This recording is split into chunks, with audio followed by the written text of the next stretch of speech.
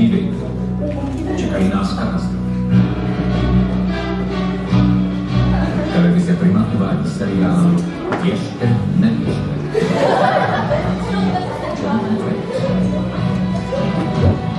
Žijeme ve světě, ve kterém existuje reálné i zdánlivě nemožné, kde skutečnost na sebe bere podobu iluzí a kde jsou některé věci neosvětlitelné. Dokážete odlišit pravdu od zmyšlenky? Vyzkoušejte si to. Podívejte se na následující příběhy a věřte, nevěřte.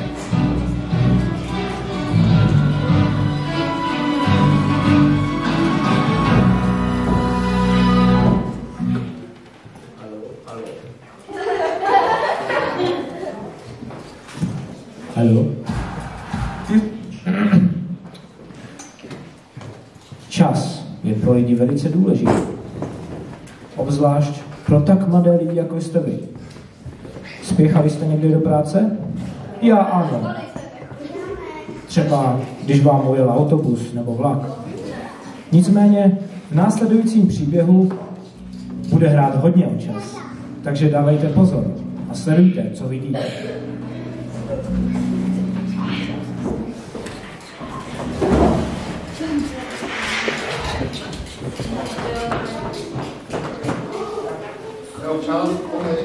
Další, kdo je další? Hoši, zdravím. 2 kapry, 2,5 kg, zabitý kucha se z kůže. Co je? Pane, já jsem dám čas na vás, potřebuji jeden řeší biznes, jsem dám čas, pane. Co se děje? Já jsem tady byl první a ten pán mě předvedl. Pane, s vaší vahou mám 4 řízky a ne tady kapra. Tak se snad dohodnete, ne, mezi sebou. My se dohodneme, takže prosím, hoši, 2,5 až 3 kg kapry a to si stáhnout, vykuchat, buchat, prostě všechno. 2 kapry, jo?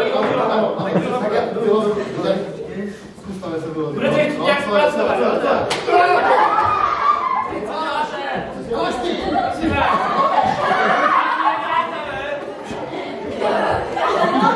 Dobré, nechte se, hej, vidíte se.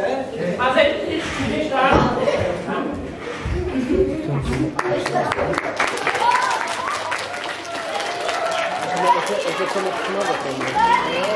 Ale už operuje jiný prostor teďka.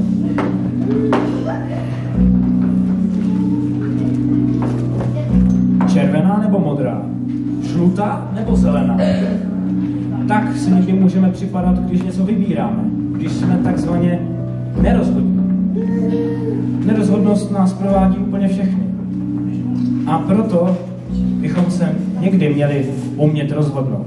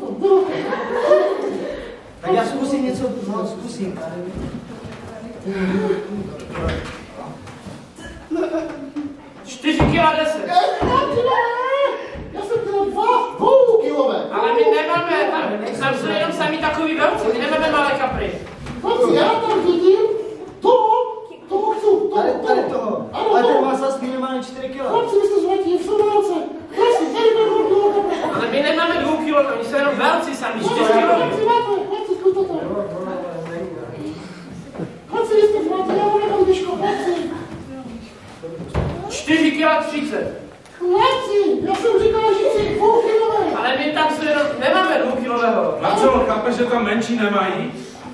Chlapci, tak naposledy, hoďte ho zpátky. A toho, co mluvíte, už si fakt vemu, ale... Takže když nějakou kurva vezme. Ale oni budou velcí, jo? 2 kilo. Ale tady... Chlapci, 2 kilo. No tak já jsem sám na Jo, jak to bude letos s tím bratr Veselátem? 4 kilo 10. Bravo Veselá, víš, a tak...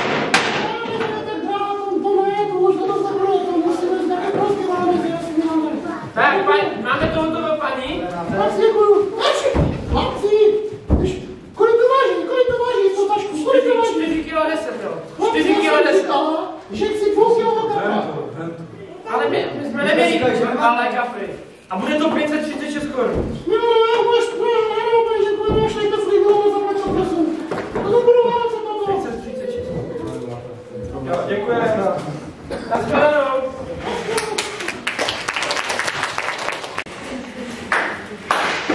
Trenére, dneska to bude osobní jako, já to s ním postel, trenére. Jo, na vás jdu tebe, trenére, na vás jdu tebe. Jdeme na to, chlapci, jdeme na to. Ne, neblbně, tam jsou kapři. Tam jsou jedny. Opačně, chlapci. Nemáme tam jedna. Pane, my tam máme kapři, tam je blíz. Tam jsou jedny. Jedny tam jsou, nemůžete tam jsou. 10, 9, 8, 7, 6, 5. A zejte na 2. Máme to. Jsou tam nevidé. Máme to, o co říkal, trenére? Trenére. Není normální. Jsme neviděli.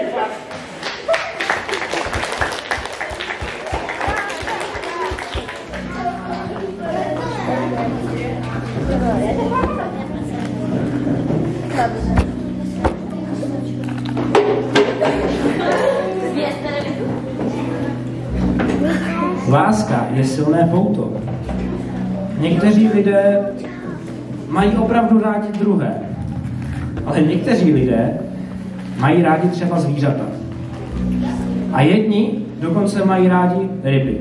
A někteří až moc.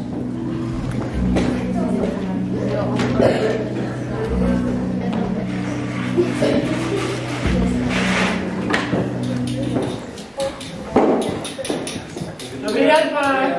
Co to bude, rybičku? A jak velkého? Velkého. Velkého? A největší. Největšího máme lidi, jo? A jak ho děláte, pane? Děláte whisky nebo bramborovým salatem? Jo. 3 kila 30 má, jo? Chcete to nějak zpracovat nebo?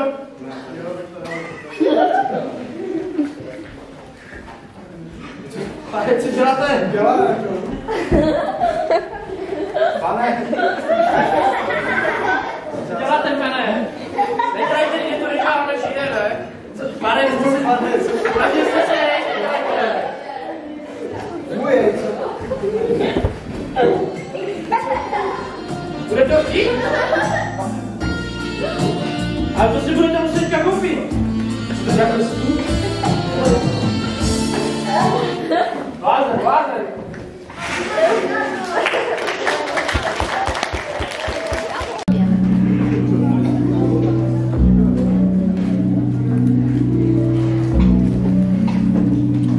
Svět je zlý. A někteří lidi jsou zlí. Ale existují zde i lidé, kteří jsou hodní a rádi dělají dobro ostatním lidem. Taková činnost by se dala nazvat jako dobrý skutek. A doufám, že i vy děláte dobré skutky. No a o dobrém skutku bude i další příběh.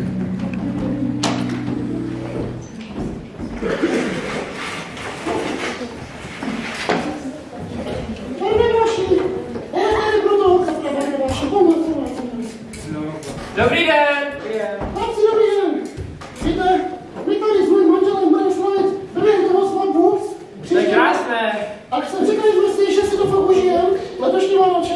A prostě chceme nějakého kapra kolem těch 3 kg, prosím. 3 kilového, jo? 3 tak já kg. ho dovolím teda. A budete ho chtít nějak zabít, vykuchat, nebo stáhnout z kůže, nachystat maso z toho? Vlastně já to ještě dám. Se bude zase špinavá celá kuchyňa. Víte, manžel, on to umí, ale 3 kilově. On už ty oči, tak jo, a víte Ale co? tak víte co, my vám to uděláme, jo, to máte na vánoční dárek, vám to připravíme, když to máte jenom maso a jo, to budete mít dárek. Máme trápíte zbytečně. Dobré.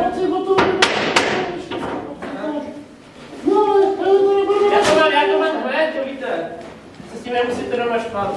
Tak to bude super. Tady máte, paní. Prosím, hezké svátky. A ještě, že tak otravuju, vím, že tady nemáte žádnou frontu. Víte, my tady bydlíme jenom přes cestu, jenom přes ten přechod, ale tam to extrémně klouže, jezdí tam extrémně hodně aut. Že prosím vás, půjdete s náma jenom přes ten přechod. Jo, už tě vám pomůže. Kolega vám pomůže. Já jsem ti říkal, že... Já vám říkal, ještě nevydrželi. Pojďte, pane. Děkujeme, no.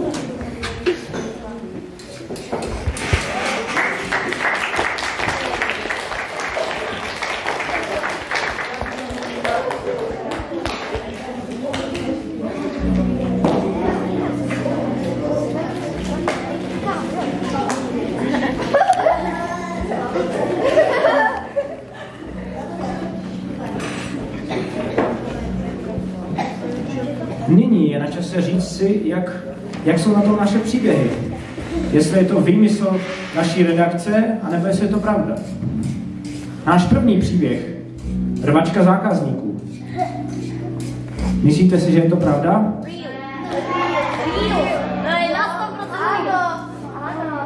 Bohužel, je to lež. Náš druhý příběh o nerozhodné paní, která si vybírala nechutně dlouhý čas kapra. Ženy jsou rozhodné.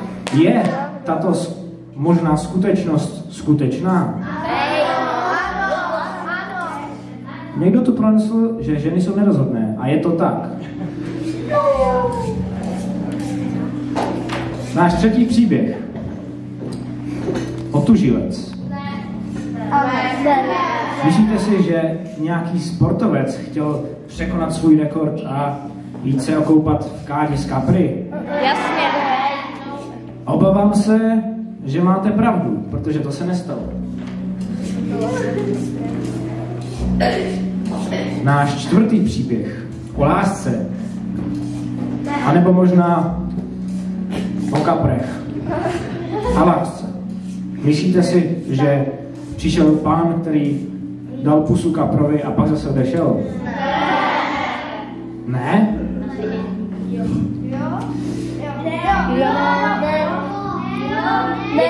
Tak schválně, ano nebo ne?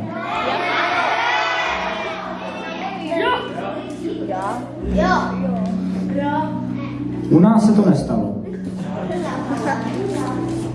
A náš poslední příběh o dobrém skutku, kdy hrdini rybáři, kaprovači, místní, pomohli stařence a jejímu manželovi a dali jim zadarmo vykuchaného kapra. Je to pravda nebo ne? Tak, kdo říká, že ne? Hele, ticho tam, jo? A kdo říká, že to je pravda?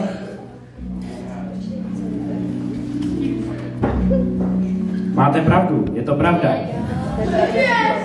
Vy jste si nechali Milí diváci, děkuji, že jste viděli dnešní relaci Věřte, nevěřte se mnou a prosím potlesk pro naše herce.